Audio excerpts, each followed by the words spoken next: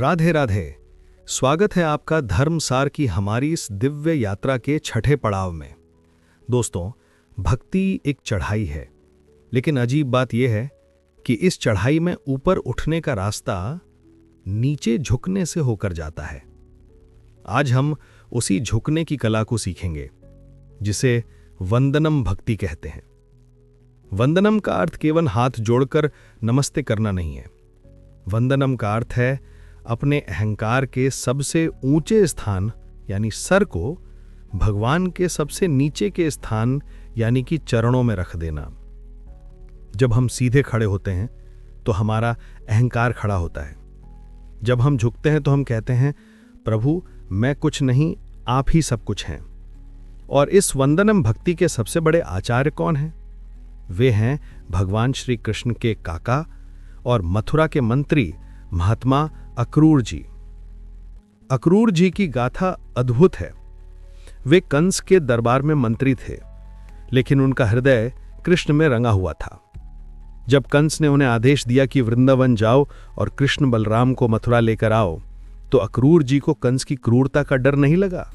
उन्हें तो परमानंद हुआ कि आज मुझे साक्षात भगवान के दर्शन होंगे। अक्रूर जी रथ लेकर मथुरा से निकले। पूरे रास्ते वे क्या कर रहे थे? वे मानसी वंदना कर रहे थे। वे सोच रहे थे, क्या प्रभु मुझे दर्शन देंगे? मैं तो कंस का सेवक हूं, मैं पापी हूं, क्या वे मुझे अपनाएंगे? लेकिन वंदनम की पराकाष्ठा तब हुई जब वे वृंदावन की सीमा पर पहुंचे। उन्होंने रेत में भगवान श्री कृष्ण के चरण चिन्ह देखे, जिनमें कमल, वज्र और अंकुश के निशान थे। एक साधारण व्यक्ति शायद उन निशानों को पार करके आगे बढ़ जाता, लेकिन अक्रूर जी ने क्या किया? वे रथ से कूद पड़े। वे उन चरण चिन्हों को देखकर इतने भाव विभोर हो गए कि उन्होंने अपना राजसी मुकुट, अपना मंत्री पद, अपनी मान मर्यादा सब भूलकर उस ब्रज की धूल में लौटना शुरू कर दिया।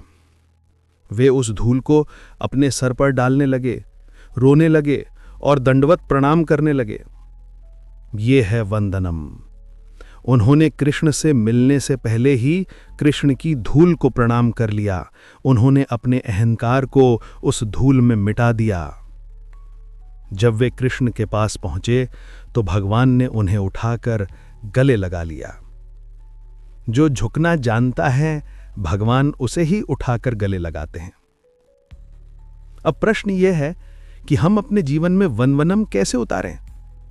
हमारे शास्त्रों में प्रणाम की एक बहुत सुंदर विधि है, जिसे साष्टांग प्रणाम कहते हैं। साष्टांग का अर्थ है 8 अंगों के साथ नमन। 2 हाथ, 2 पैर, 2 घुटने, छाती और मस्तक, सब कुछ जमीन पर। यह केवल एक व्यायाम नहीं है, इसका एक गहरा मनोवैज्ञानिक अर्थ है। जब हम खड़े होते हैं तो हम मैं होते हैं। जब हम लेटकर प्रणाम करते हैं तो हम एक डंडे की तरह हो जाते हैं। एक डंडे का अपना कोई अहंकार नहीं होता। आप उसे जहां रखते हैं वो वहीं पड़ा रहता है। साष्टांग प्रणाम करके हम भगवान से कहते हैं, प्रभु अब से मैं अपनी मर्जी से नहीं, आपकी मर्जी से चलूंगा। मैंने अपना मैं आपके चरणों में गिरा दिया। वंदनम का दूसरा रूप है प्रार्थना। प्रार्थना मांगना नहीं है। प्रार्थना का अर्थ है भगवान से बात करना, जैसे अक्रूर जी ने की। स्तुति करना, उनके गुणों को गाना और अपनी लघुता को स्वीकार करना। तो दोस्तों, वंदनम भक्ति का सबसे सुरक्षित मार्ग है। एक गिरा हुआ इंसान कभी दोबारा गिर नहीं सकता। जो पहले ही भगवान के चरणों में पड़ा है, उसे माया कैसे गिराएगी? अक्रूर जी ने धूल में लौटकर भगवान को पा लिया। हमें भी अपने अहंकार की अकड़न को छोड़कर झुकना सीखना होगा। आपका आज का संकल्प। आज हम एक शारीरिक क्रिया करेंगे। आज जब आप अपने घर के मंदिर में जाएं तो केवल हाथ जोड़कर न खड़े हों। आज संकोच छोड़ें और भगवान के सामने पूरा लेटकर यानी कि साष्टांग प्रणाम करें।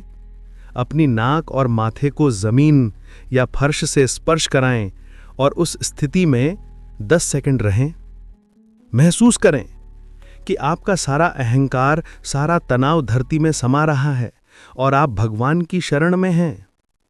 ये झुकना आपको बहुत ऊंचा उठा देगा। कल हमारी इस दिव्य यात्रा के 7वें सोपान यानी कि विशेष एपिसोड में हम उस भक्ति को देखेंगे जहां भक्त अपने स्वामी का गुलाम बनकर ही सबसे शक्तिशाली बन जाता है। हम जानेंगे दास्यम यानी दास भाव और पवनपुत्र हनुमान जी की अमर गाथा। इसे देखना मत भूलिएगा। राधे राधे।